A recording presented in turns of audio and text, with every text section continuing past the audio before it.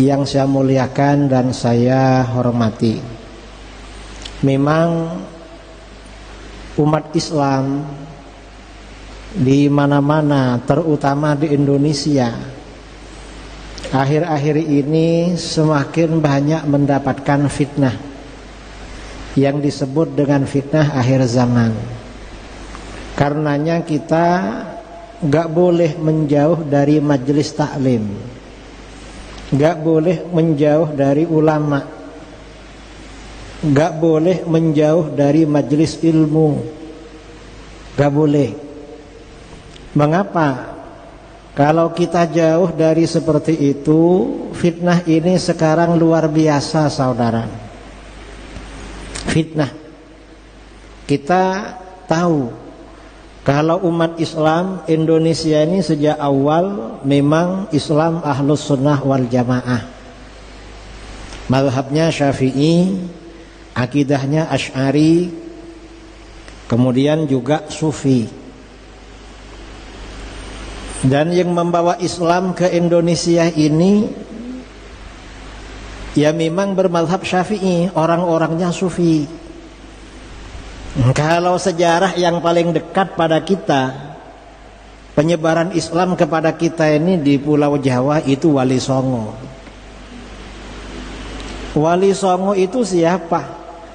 Wali Songo itu mulai dari Sunan Gunung Jati, Sunan Giri, Maulana Malik Ibrahim, Sunan Ampel, itu cucunya Sayyid Jamaluddin Al-Husain. Beliau asal Uzbekistan, lalu hijrah ke Campa, menikah dengan putri Raja Campa, punya anak-anak yang anak-anaknya ini menjadi orang tuanya Wali Songo. Sayyid Jamaluddin Husain ini putranya siapa? Putranya Sayyid Ahmad Shah Jalal. Sayyid Ahmad Shah Jalal ini putranya Sayyid Abdullah Al-Madkhan. Abdullah ini putranya Sayyid Abdul Malik bin Alawi. Abdul Malik bin Alawi, Alawi ini putranya Sayyid Muhammad Shahib Mirbad. Sayyid Muhammad Shahib Mirbad ini punya anak juga namanya Ali. Ali punya anak juga namanya Muhammad yang diberi gelar Al-Faqih Al-Muqaddam. Al-Faqih Al-Muqaddam ini datuknya para habaib yang ada sekarang.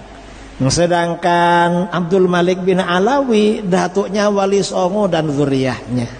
Dan ini sama-sama dari Ba'alwi. Ini yang menyebarkan Islam ke negeri kita. Memang murni Ahlus Sunnah wal Jamaah mazhab Syafi'i. Dan Ahlus Sunnah ini memang kelompok netral, saudara, kelompok netral. Kata Sayyidina Ali bin Abi Thalib ya, hubungannya dengan Ahlus Sunnah. Sayyidina Ali berkata, khairun nas an-namatul awsat. Golongan terbaik itu adalah kelompok moderat. Ahlus Sunnah ini kan moderat, tidak radikal kanan, tidak radikal kiri. Mengapa kelompok moderat ini golongan terbaik? Kata Sayyidina Ali, yalhaqu bihim at-tali. Orang yang terlambat akan menyusul. Orang yang teledor ya, yang teledor di dalam ajaran agama pasti menyusul kepada golongan yang moderat. Artinya kelompok yang radikal kiri. Wa yarji'u ilaihim al-ghali. Kemudian orang-orang yang berlebih-lebihan akan mundur kembali kepada kelompok moderat. Artinya apa? Ahlus Sunnah ini sebagai kelompok moderat itu di tengah, jalannya di tengah, tidak terlalu nganan, tidak terlalu ngiri. Nah sekarang ini umat Islam di Indonesia ditarik ke kanan, sudah di tengah, sudah shirathul mustaqim, jalan yang lurus. Yang narik ke kanan siapa? Wahabi. Wahabi ini menarik kita ke kanan, ke kanan. Maunya bersih-bersih, cuma terlalu, ibaratnya membersihkan kaca, cuma terlalu, akhirnya kacanya bukan bersih tapi malah pecah. Bukan bersih, saudara, kalau dibersihkan macam Wahabi. Mereka kan kalau ngomong kan membersihkan ajaran Islam, dari TBC, takhayul bid'ah khurafat, atau apalah kata mereka, bahasa kelompok mereka. Ini kan ke kanan namanya. Dan ini memang sudah disampaikan oleh baginda Rasulullah SAW, kelompok yang akan ke kanan ini. Ini harus kembali ke tengah, Ahlus Sunnah wal Jamaah. Kemudian ada kelompok radikal kiri. Yang kelompok yang radikal kiri ini kelompok mana? Kelompok yang radikal kiri ini kalau bahasa modern itu kelompok liberalisme pluralisme, kelompok liberal. Nah, kelompok radikal kiri ini narasinya macam-macam, dan Rasulullah SAW juga sudah menyampaikan tanda-tanda munculnya kelompok radikal kiri. Di dalam hadis-hadis yang terkenal ya, dari Abu Hurairah radhiyallahu an, Rasulullah SAW bersabda, badiru bil a'mali fitanan kaqita'il lailil muzlim. Segera lakukan amal-amal soleh, jangan sampai kedahuluan fitnah-fitnah, di mana fitnah-fitnah ini bagaikan potongan-potongan malam yang gelap. Kok bagaikan potongan-potongan malam yang gelap? Artinya membingungkan saudara. Coba misalnya gelap, gak terpotong-potong, karena ini potongan gelap terang. Orang bingung, ini gelap apa terang? Mau dibilang gelap terang, mau dibilang terang gelap. Jadi membingungkan ini. Artinya apa? Fitnah ini berarti menyangkut akidah. Ada orang-orang yang ditokohkan, mungkin dianggap kiai, mungkin dianggap habib, atau mungkin dianggap ustadz, atau mungkin apalah ya, yang memang mungkin orang ini pakai imamah, pakai serban ya, gak pernah lepas serbannya. Kalau saya kan jarang-jarang, paling kalau menjadi imam sholat id baru dipakai. Kalau yang ini memang jarang-jarang. Jadi memang membingungkan. Mengapa? Mungkin orang ini dipanggil kiai, dipanggil habib, atau dipanggil apa, yang disampaikan gak benar, bikin orang sesat. Akhirnya orang bingung, ini katanya gak benar, tapi yang menyampaikan kok dipanggil kiai. Ini katanya gak benar, tapi yang dipanggil, yang menyampaikan ini profesor, doktor, habib lagi. Gimana ini? Nah, akibatnya apa? Akibatnya, karena kelompok radikal kiri ini akibatnya, yumsir rajulu mu'minan wa yusbihu kafiran. Seseorang sore-sore masih beriman, besoknya berubah menjadi kafir. Kata para ulama, belum tentu kafir. Artinya sekarang ini lurus, besoknya sudah sesat. Dan sesat yang paling parah kan kalau kafir kan. Wa yusbihu mu'minan wa yumsi kafiran. Pagi-pagi beriman, sorenya kafir. Mengapa? Ya karena ini tokoh-tokoh ini. Mengapa ada begitu? Tokoh-tokoh ini menyebarkan pikiran-pikiran yang menyesatkan. Mengapa? Yabi'ur rajulu dinahu bi'aradin minad dunya. Seseorang menukar agamanya dengan benda dari dunia. Artinya apa? Orang ini ada yang bayar saudara. Ada yang bayar. Nah, apa saja narasi-narasi yang disampaikan tahun 2015? Ada narasi Islam Nusantara, muatannya anti Arab, sampai memaki-maki Arab. Padahal ulama-ulama kita, kiai, habaib, gak pernah menyebarkan narasi anti Belanda, walaupun yang menjajah Indonesia. Anti Amerika, anti apa? Karena gak ada seperti itu, namanya rasis namanya. Gak ada. Ketika Hajjatul Wada, Rasulullah SAW menyampaikan, kullukum min Adam wa Adam min turab. Kamu ini dari manapun anaknya cucu Adam, dan Adam dari tanah. Gak ada bedanya. La fadla li arabiyyin ala ajami illa bittaqwa. Gak ada keutamaan bagi orang Arab di atas orang ajami kecuali dengan takwa. Artinya rasis itu gak ada saudara. Lah ini kok anti Arab? Guru-guru kita gak pernah bilang anti Belanda. Pernah anti Belanda? Gak ada. Walaupun jelas-jelas menjajah kita. Yang pernah menjajah kita Portugis, kemudian Spanyol, lalu Jepang ya, kemudian Inggris. Gak ada narasi anti seperti itu. Ini kok anti Arab. Dan ini bahaya memang, karena ini menyangkut akidah. Mengapa Arab? Karena Islam dari Arab, Rasulullah SAW dari Arab.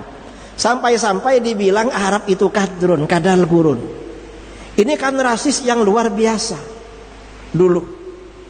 Ini akhirnya apa? Setelah narasi-narasi anti Arab ini, lalu muncul narasi berikutnya, ya muatan dari kelompok-kelompok liberal ini. Arahnya kemana? Pluralisme agama. Awal-awalnya dulu ya, beberapa tahun sebelumnya, sekitar tahun 80-an, negeri kita ini heboh ucapan selamat Natal.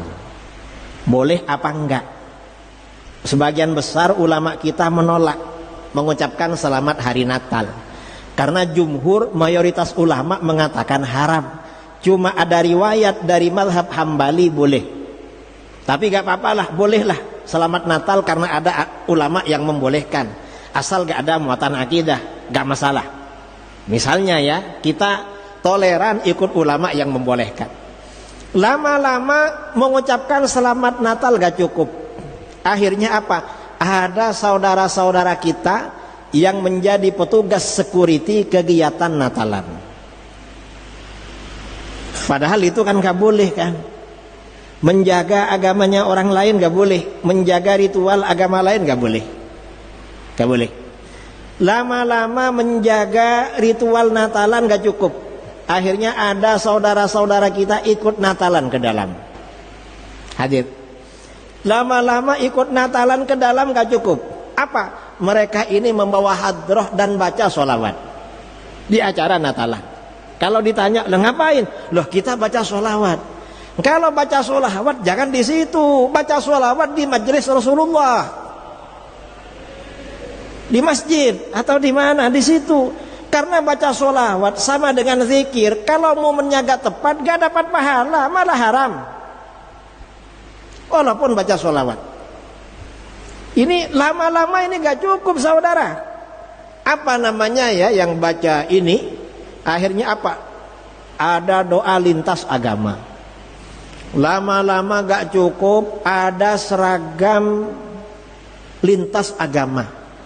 Apa namanya ya? Baju, bukan baju lintas agama, baju moderasi agama. Ada batik ya, ada gambar masjid, gambar gereja, gambar wihara, semuanya ada. Cuma yang bersangkutan gak berani makai gitu. Gak berani makai. Kemudian habis itu salam lintas agama.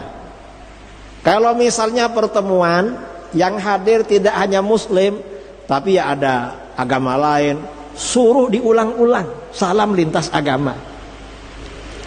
Lama-lama saya kira ini selesai. Yang anti Arab dan pluralisme agama saya kira selesai. Kira-kira sejak 2 tahun lalu ada narasi-narasi anti Ba'alawi, anti habaib. Loh, ini kok anti habaib gimana ini? Kok anti Ba'alawi? Wong Wali Songo di dalam catatan sejarah Ba'alawi. Mau dikemanakan Wali Songonya? Yang menyebarkan Islam ke negeri kita. Lalu dibilang akhirnya apa? Nasab Wali Songo dipindah. Dan sampai sekarang dipindah 5 kali. Mulai dari Al-Kazimi, Musa Al-Kazim, kemudian Al-Jilani, kemudian ada yang dipindah ke Al-Idrisi, entah dipindah kemana. Mungkin ya Wali Songonya bingung, loh saya ini kemana kok dipindah-pindah gitu. Ya bingung saudara, dipindah-pindah. Mengapa? Karena Ba'alawi dibatalkan. Loh, gak bisa seperti itu, membatalkan nasab Ba'alawi gak bisa. Mengapa? Nasab Ba'alawi ini kesohihannya ijma ulama. Gak ada yang mempersoalkan dari dulu. Ulama ini ijma. Akhirnya apa? Mereka cari-cari alasan, minta kitab sezaman. Loh, memangnya harus ada kitab sezaman? Gak perlu seperti itu. Kitab sezaman itu teori belakangan. Kalau masa ulama salaf, Diterangkan di dalam Sahih Bukhari, nasab itu bisa isbat dengan syuhrah dan istifadah, dengan informasi yang populer dan meluap. Artinya banyak informasi kalau ini anaknya ini, anaknya ini, anaknya ini. Itu cukup walaupun gak ada kitab. Kalau misalnya diharuskan ada kitab, iya kalau di situ ada yang ngarang kitab. Kalau gak ada gimana? Itu di Sahih Bukhari dan itu ijma ulama, gak harus kitab sezaman. Ini kok dipersoalkan, membahas nasab tapi gak ngerti teori nasab, lalu dibilang batal. Gak ada yang membatalkan. Lalu mereka cari-cari alasan. Apa? Memang ada di kitab nasab, putranya Sayyid Ahmad bin Isa, cuma namanya Abdullah. Yang habaib ini namanya Ubaidillah. Lah memangnya kenapa kalau cuma beda Abdullah dengan Ubaidillah? Masa gak tahu? Orang Arab itu punya nama lebih dari satu tuh biasa. Kadang satunya nama daging, satunya nama keren. Apa? Nama panggilan, nama apa ya? Nama keren lah kalau bahasa sekarang. Dan ini bukan cuma mulai dari Sayyid Ubaidillah. Datuk-datuknya Rasulullah ya, yang bernama Abdul Muttalib. Muhammad bin Abdullah bin Abdul Muttalib bin Hashim. Abdul Muttalib itu namanya siapa? Syaibah. Kan begitu, namanya Syaibah. Lalu mengapa berganti nama Abdul Muttalib? Karena setelah ayahnya meninggal, oleh pamannya dijemput dari Madinah. Karena dibonceng, anaknya masih muda ya, masih remaja. Kata orang Mekah, Abdul Muttalib, ini budaknya Muttalib. Karena yang membawa pamannya yang bernama Muttalib. Berarti kan dua nama. Para sahabat punya dua nama, ada yang lebih dari dua nama. Sudah biasa seperti itu. Dan para ulama dari dulu gak mempersoalkan apakah ini Ubaidillah sementara yang ada di kitab Abdullah. Mengapa? Karena ini sudah syuhrah dan istifadah. Gak perlu ragu-ragu masalah ini. Dan ini fitnah saudara, fitnah. Dan yang terlibat ini macam-macam. Ada yang gak ngerti nasab, asalnya dia ini sebenarnya artis. Saya gak tahu namanya siapa itu. Katanya Raja Dangdut. Raja Dangdut itu penyanyi. Dan penyanyi itu gak bagus lah. Karena kata Abdullah bin Mas'ud radhiyallahu an, al-ghina yumbitun nifaq fil qalbi. Nyanyi itu kalau keseringan menumbuhkan kemunafikan dalam hati. Kama yumbitul ma al-baqla fi zar'i, sebagaimana air menumbuhkan sayur-sayuran di dalam pertanian. Munafik. Jadi orang suka nyanyi munafik. Masa orang munafik mau dijadikan rujukan? Yang bener lah. Kemudian bughdu ahlil bait nifaq. Cinta keluarga Nabi munafik. Akhirnya gabung sama-sama munafik. Gak bisa menjadi rujukan. Yang seperti ini memang harus para ulama. Dan para ulama kita sudah menyatakan ijma tentang nasab sadah Ba'alawi. Cinta ahlul bait ini penting. Mengapa? Pemersatu kita umat Islam, pengingat kita agar kita senantiasa ingat kepada Rasulullah. Makanya sabda Rasulullah SAW, wa ahibbu ahla baiti li hubbi, cintai keluargaku karena mencintai aku. Bukan karena dia alim, bukan karena dia ganteng, bukan karena dia khair, sering ngasih. Karena kalau mencintai Habib karena alim, sama yang bodoh-bodoh kita benci. Gak boleh itu. Kalau mencintai Habib karena soleh, sama yang nakal kita benci, gak boleh. Jangan dibenci. Karena cinta, Habib yang nakal-nakal diajak untuk menjadi orang soleh. Itu caranya. Kita ini harus apa? Cinta kepada para habaib, tetapi yang konstruktif, ya, yang membangun. Artinya kalau yang alim diposisikan sebagai ulama, menjadi panutan. Yang tidak alim ya dicintai aja lah. Karena sekarang ini kadang-kadang karena Habib walaupun nggak bisa apa-apa suruh ceramah, akhirnya kacau, nanti salah, akhirnya habaib semuanya yang disalahkan. Ini akhir zaman saudara. Ini memang apa namanya miring ke kiri, dan ini gak boleh. Saya kira ini ya yang perlu saya sampaikan Mudah-mudahan bermanfaat ya, mudah-mudahan istiqomah. Saya ini tadi dibilang oleh Habib Nabil dari Sidogiri, maksudnya saya alumni Sidogiri. Pesantren saya Sidogiri didirikan oleh Sayyid Sulaiman bin Abdurrahman Basyaiban Al-Hadrami. Basyaiban itu Ba'alawi, pesantren tertua insyaallah di Indonesia. Usianya hampir 300 tahun. Mudah-mudahan bermanfaat. Kurang lebihnya mohon maaf, yang sebesar-besarnya. Assalamualaikum warahmatullahi wabarakatuh.